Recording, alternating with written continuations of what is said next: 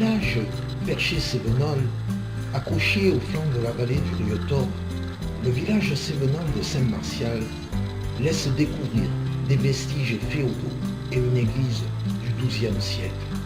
Ce village perché montre de belles maisons typées, des passages voûtés et des ruelles en escalier typiques des vallées sévenoles. Comme Saint-Martial, la commune de Sambras en vallée de Galaison témoigne d'une exceptionnelle rencontre de l'homme et de la nature. Préservons ce patrimoine sévenol, regardez et savourez les trésors cachés en Cévennes.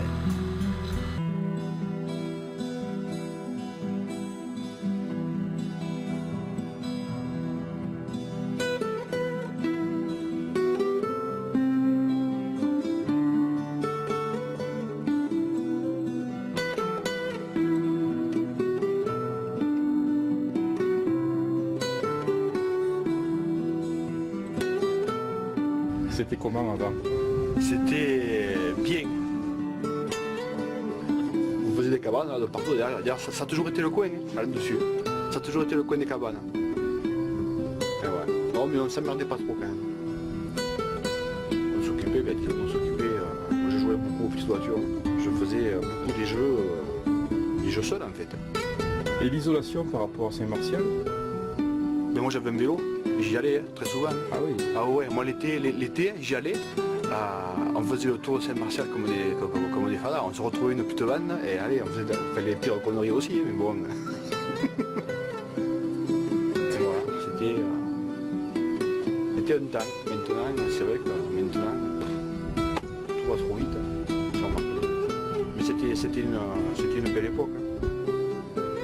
Bruno est né en plein cœur des Cévennes il y a 42 ans. Il y a vécu toute son enfance dans le grand mas familial, avec ses traditions et ses contraintes. Aujourd'hui, la plupart des exploitations de ce type ont été transformées en résidences secondaires, et toute la civilisation cévenole disparaît petit à petit. Nostalgie ? Non, plutôt un hommage à ces anciens qui ont façonné le paysage pour y vivre et y grandir. Tout en nous faisant visiter son domaine, Bruno va nous parler de ce passé pas si lointain et nous faire découvrir des trésors en voie de disparition.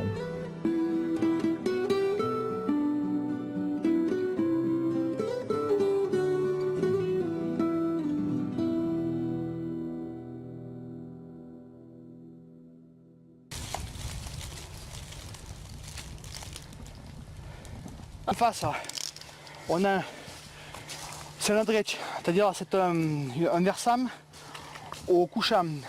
Et là on est sur un nubac, un versant au levant. Donc la différence qu'il y a flagrante entre les deux, c'est qu'en face c'est du chêne et là c'est du châtaignier. Parce que le châtaignier aime plus la fraîcheur que le chêne. Le chêne supporte plus facilement un sol sec et aride.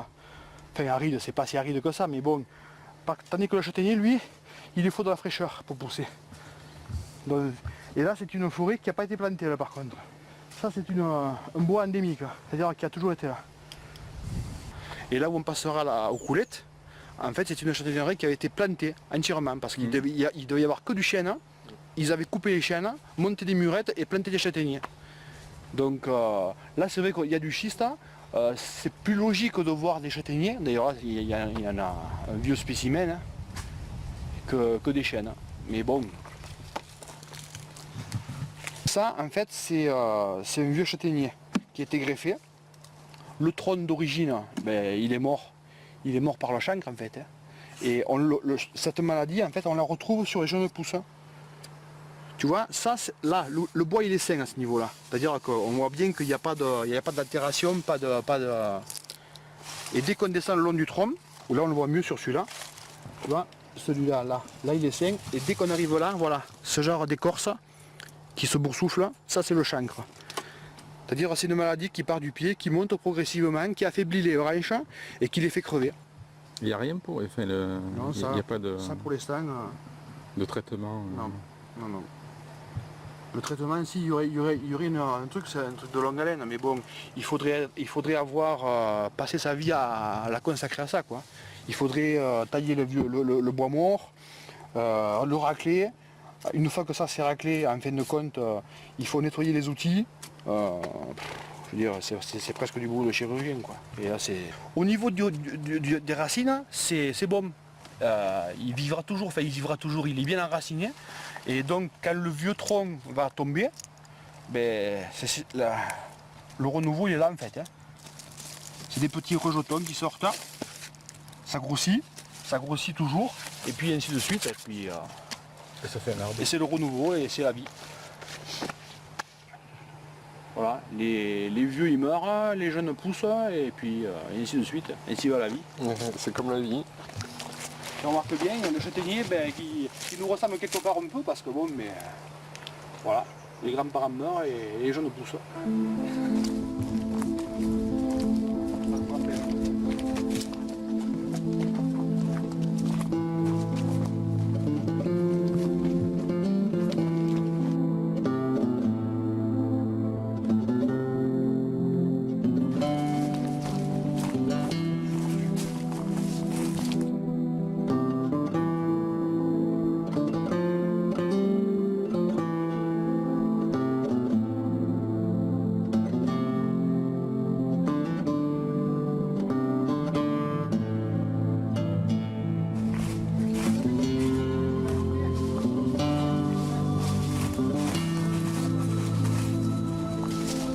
Voilà, donc là c'est la clé de Kamal et c'était construit uniquement dans le but de sécher les châtaignes. Alors la clède, c'est un endroit où On sèche les châtaignes. donc ramassage à quelle Ramassage, en octobre en général. Fin septembre, début octobre. Donc en fin de compte, il est ramassé partout puisque tous les châtaigniers là, ils étaient greffés, donc ils produisaient. Il est ramassé. Fouguerolles était trop loin, donc ils ne pouvaient pas l'acheminer là-bas. Donc qu'est-ce qu'ils ont fait? Ils ont construit un séchoir. Enfin c'est un séchoir. Hein. C'est un séchoir gigantesque, c'est vrai. Mais bon. Tu as une idée du nombre de personnes qui pouvaient ramasser les châtaignes? Ah, ça employait énormément de monde. Les familles entières y étaient consacrées. Hein. Ça veut dire du père, en passant par les enfants, les cousins, tout le monde participait au ramassage des châtaignes. Sur 15 jours, 3 semaines? Oh, je dirais même presque pas loin de mois, parce qu'il y a plusieurs variétés de châtaignes. Ouais. Il y en a qui sont plus précoces que d'autres. Donc ils devaient commencer avec une certaine variété, et ils en avaient pour un bon mois à ramasser tout, quoi.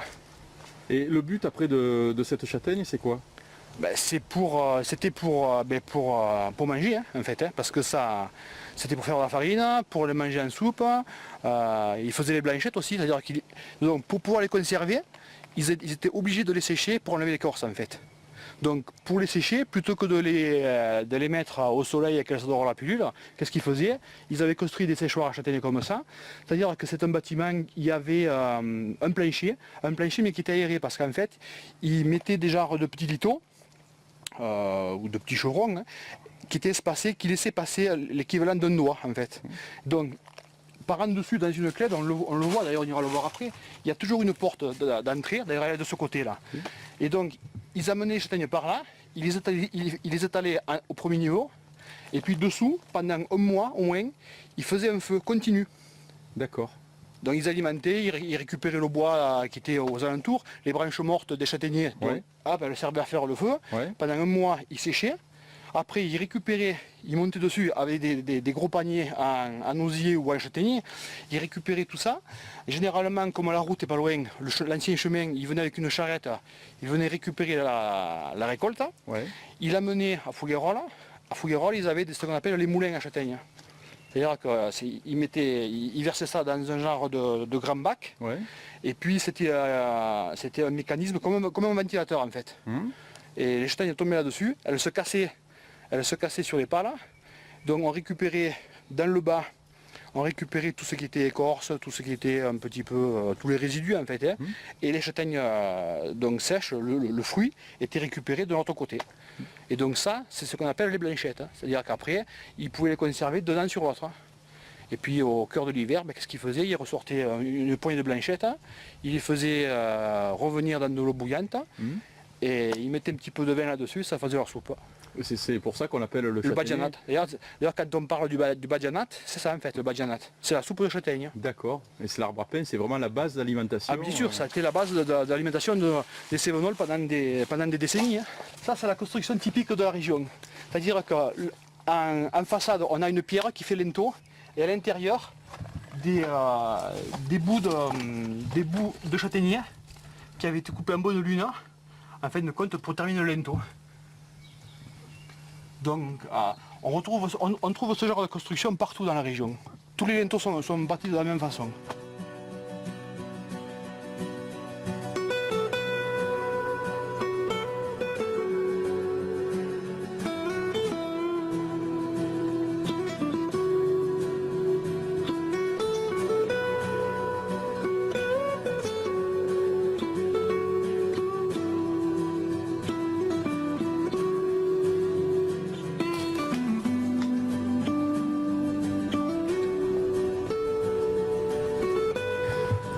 C'était l'emplacement d'une charbonnière.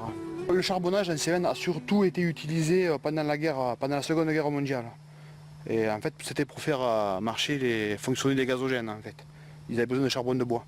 Donc ils choisissaient bien entendu un bois de chêne vert parce que c'est la meilleure essence pour faire du charbon de bois. Ils coupaient les chênes, ils les laissaient sur place pendant 15 jours pour que l'eau contenue dedans s'évapore au maximum. Pendant ce temps, il préparait le terrain, donc il faisait une surface plane. Il commence à disposer donc la première partie, donc ça c'est le socle qui reste. Il le posait bien à plat. Ensuite, donc, ils allaient récupérer le bois qu'ils avaient abattu, ils le débitaient en rondins, ils le triaient, les plus gros, les plus petits, ainsi de suite. Et puis, alors, une fois qu'ils avaient suffisamment de bois pour préparer le four, il commençait en prenant le côté le plus large, il le mettait côté cheminée et il commençait à ranger le bois comme ça au fur et à mesure. Donc un premier étage, ensuite un second étage en dessus et il finissait par des petites branchettes jusqu'à la cime. Ils y mettaient le feu par la cheminée avec une petite pelle qui était un peu retournée, il préparait un petit foyer, il insérait dedans. Donc ça commençait à brûler au niveau du bas de la cheminée. Oui. Et eux, ce qu'ils voulaient pour faire un charbon de bois, il ne faut pas qu'il y ait des flammes. Oui. Il faut que ça se consume doucement net. Oui. Donc ce qu'ils faisaient, c'est qu'il y avait une ouverture à la cime de la cheminée. Il a bouché avec une lose. Comme ça ils étouffaient. Donc ça minait à l'intérieur. Et puis une fois que c'était fait, donc là à ce moment-là, il commençait à ouvrir le chapeau. Il commençait à enlever le premier cerceau. Et logiquement, il récupérait au milieu, en fin de compte, un gros tas de charbon de bois. Quoi. Donc ça, c'est le premier cerceau. Le deuxième cerceau, le cerceau intermédiaire, il est un peu plus bas. Pourquoi est-ce qu'il est allé en bas, on ne sait pas. Mais là, on a dans l'idée de la remonter, cette charbonnière. De la remonter entière, parce que c'est vrai que c'est... Et le chapeau, tu m'as dit qu'il servait... Le chapeau, on s'en servait pour... justement pour coiffer une cuve d'eau. Voilà la charbonnière de Lubaguette.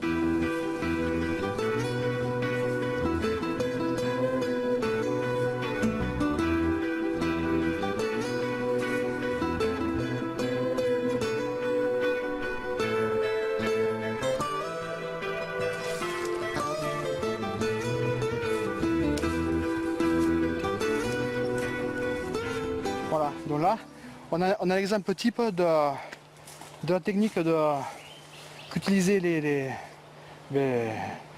anciens. Ça a commencé par les moines bénédictins en fait. Voilà comment on a bâti un mur. Donc des grosses pierres en façade. Derrière des petites pierres, des pierres plus petites. Bon, excepté ces quelques-unes, mais plus ou moins dans le mur, plus on a des petites pierres. Et en fin de compte, la partie cultivable se rajoute à la fin. Il rajoutait à peu près, allez, je dirais 50 cm voire 1 mètre de terre arable. Sinon tout le dessous, c'est que du remblai, de la pierre. Parce qu'en fin de compte, ça permet de filtrer l'eau. L'eau en fait elle circule à travers les rochers et elle sort par le rocher. Tandis que si avec que de la terre, ça gonfle, ça pousse et hop, le mur s'en va. D'accord. Alors quand on marche sur les terrasses et les milliers de terrasses des Cévennes, c'est tout fait comme ça? C'est tout comme ça. C'est colossal. En fait, qu'est-ce qu'il faisait? Il prenait l'assise du mur, il commençait à mettre des grosses pierres, et puis au fur et à mesure qu'il montait le mur, ben, en fin de compte, on appelle ça du rèble, des petits cailloux, tout ça, il réblait derrière, il mettait pas de la terre, du caillou, pour filtrer en fait. Et en fait, le mur, il a du fruit celui-là, il a beaucoup de fruits. Et en fait, à ce niveau-là, au niveau de la cime du mur, ça partait en fin de compte, le rèble partait en oblique. Ouais. Et après, tout En est gros, fait on a comme un donc, triangle en fait. Oui, oui, tout à fait. On a un triangle. On le voit bien. Chaque mur, c'est un triangle. Là, on ne s'en rend pas compte parce que la forêt a repris un petit peu le dessus, mais toutes les pentes étaient colonisées par des murs comme ça. Il y a les murs qu'on voit encore et ceux qu'on ne voit plus. Et il y en avait de partout, partout, partout, partout. Toutes les pentes avaient été construites. Hein. C'est un boulot colossal. Hein. Colossal. Donc ce qui est merveilleux aussi, c'est de voir toutes ces constructions de murs et les escaliers qui sont attenants aux murs, évidemment, qui sont construits dans la masse pour rejoindre les différentes terrasses. Pratique, hein? Plutôt, oui.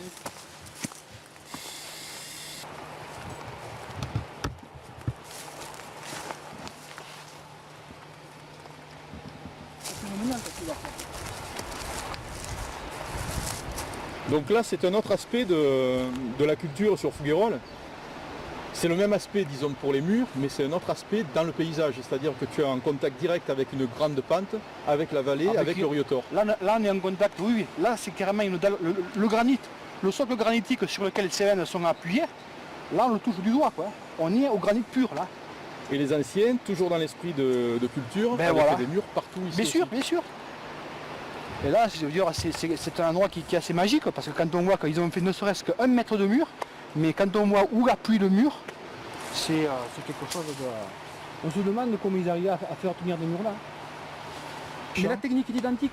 C'est-à-dire que là, comme la pente est comme ça, ils ont commencé à mettre un petit caillou là, puis un autre dessus avec un derrière, puis un autre qui coiffe les deux, et ainsi de suite. Et ils ont monté la murette qui tient encore. Ça, c'est profond respect quand on voit ça.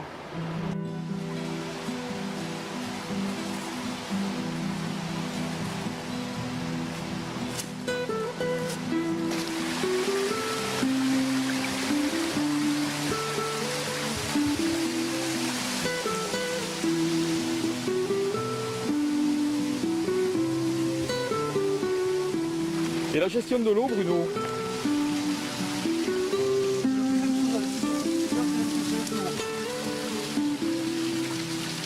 Donc tu vois, en fait, les anciens, ça remonte à l'époque des moines bénédictins. Hein. Ouais, c'est ça.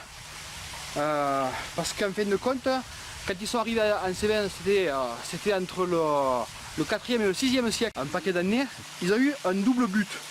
C'était empêcher, du moins limiter l'érosion, et puis faire en sorte qu'en construisant des petites murettes, ils puissent retenir cette terre et ainsi développer de la culture dessus. Mais ici, on est face à un ouvrage qui n'a rien d'agricole, quoi. C'est un ouvrage vraiment destiné à éviter l'érosion, en fait, à limiter du moins l'érosion. Et là, on est dans un ruisseau, il y en a une vingtaine d'ouvrages comme ça.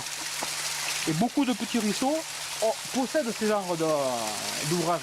Mais c'est colossal parce qu'il faut imaginer, il y a quoi? Il y a à peu près 5 mètres de hauteur. Il faut imaginer ce qu'il y a derrière, parce que derrière, ça me coupe. Hein. Là, il y a des mètres cubes de terre et de pierre, quoi. Tu appelles ça comment, hein? Un reste, en patois. En fait, c'est une prise, quoi. Et dans le cours d'eau plus bas, dans le Riotor, la même technique a été employée, mais pour canaliser, pour faire partir des petits bézals sur le côté, pour irriguer des propriétés plus en aval. Alors c'était des bâtisseurs. Hein. On dit qu'il y a les bâtisseurs des cathédrales, mais même en Cévennes, il y a eu des sacrés bâtisseurs.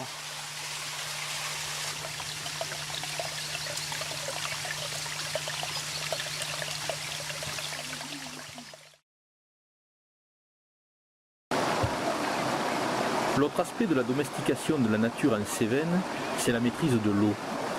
L'eau qui est la véritable artère de vie de la vallée. Alors cette rivière, ce Riotor, il a été dompté par les habitants au fil des siècles. Ce sont eux qui ont construit des bézales, ces canaux que l'on voit tout au long du Riotor et qui amènent l'eau dans différents points de culture et d'alimentation des hommes et du bétail. C'est ce que Bruno va nous montrer maintenant. On va descendre avec lui la rivière sur quelques centaines de mètres et on va y découvrir des ouvrages inimaginables. Bon, mais on va suivre Buneau sur le Bézal, donc qui est rive gauche. Alors que le village à irriguer, ben, c'est rive droite. Des endroits comme ça, il faut passer vite.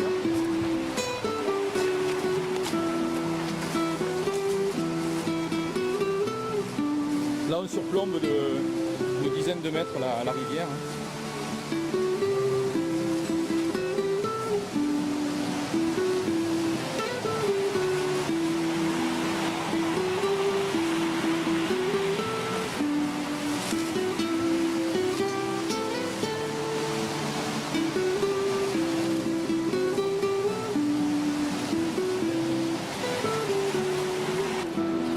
Ça fait 400 mètres qu'on suit le Bézal. C'est toujours le même principe, des murs extrêmement droits. On imagine très bien le travail de titan abattu par nos ancêtres.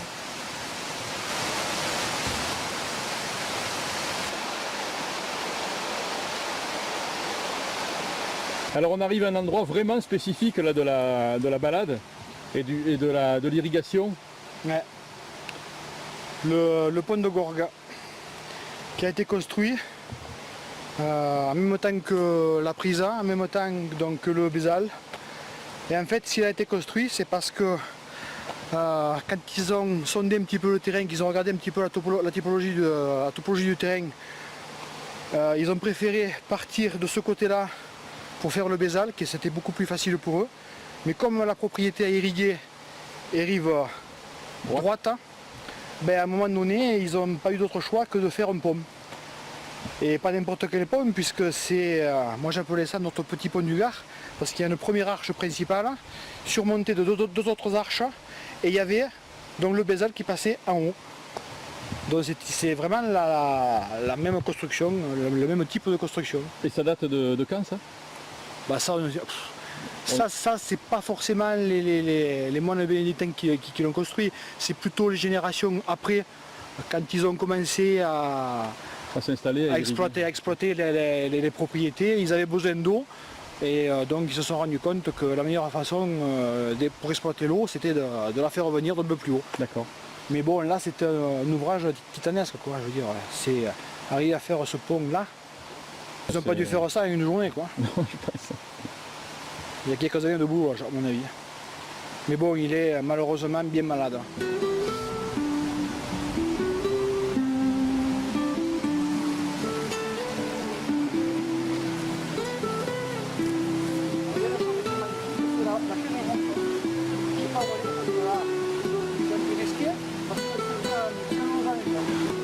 Ah, moi j'avoue que j'éprouve toujours des frissons quand je passe là-haut. C'est pas le vertige, hein, c'est vraiment le...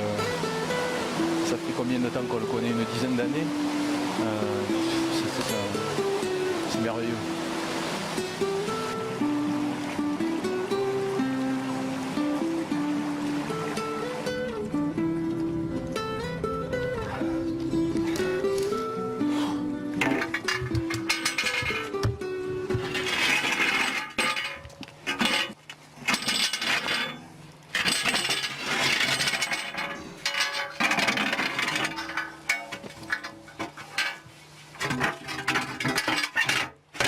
Voilà. Il s'est arrangé pour que le riotor coule là, dans cette pierre. Attends, comment ça peut être possible? Le riotor il est à 60 mètres en contrebas. Eh oui. Eh ben oui, mais il s'est arrivé. C'est trop quand même. Hein. Mais comment ils ont fait? Ils ont fait qu'ils ont creusé une galerie. Sous le riotor? Là, ils ont creusé une galerie qui part de là, qui passe sous la montagne carrément. Alors comment, je sais pas. Est-ce qu'ils avaient des outils miniers à l'époque? Mais le fait est là, c'est que cette galerie qui débouche là, on la retrouve auprès de Roca, dans l'autre méandre derrière, après le Gour du Fer. Ah oui, c'est un tunnel. Un tunnel. Mais il y a combien? Il y a au moins 500 mètres quoi. Ah oui, facile. Et donc, ils arrivent à récupérer une partie du riotor pour la faire couler là, pour irriguer tous ces champs qu'on vient de traverser. c'est le point d'orgue de leur folie, quoi, quelque part. Parce que déjà que ce qu'on a vu, c'est phénoménal. Mais là, Alors on est de l'autre côté du tunnel là. voilà, de l'autre côté, On voit le bout du tunnel quoi. le bout du tunnel. Et donc là, ce qu'ils faisaient, c'est qu'ils ont profité de ce genre de petits barrages naturels que faisait la rivière pour... ça fait presque un barrage naturel. Ils rajoutaient simplement une poutre qui calait là où est mon pied et il la coincé dans ce cercle en fer. Ils mettaient des cailloux, de la terre, des choses comme ça. Et en fin de compte, ils creusaient là. Le niveau de l'eau montait. Hop, ils prenaient le tunnel. Et ça arrivait de l'autre côté. Voilà la technique qu'ils employaient. Mais là, on le recreuserait proprement.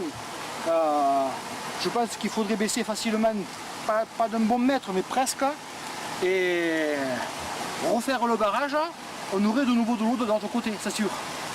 Parce que je pense que de la manière qu'ils avaient bâti ce tunnel, c'est du costaud. Hein. Je ne pense pas que ça se soit écroulé.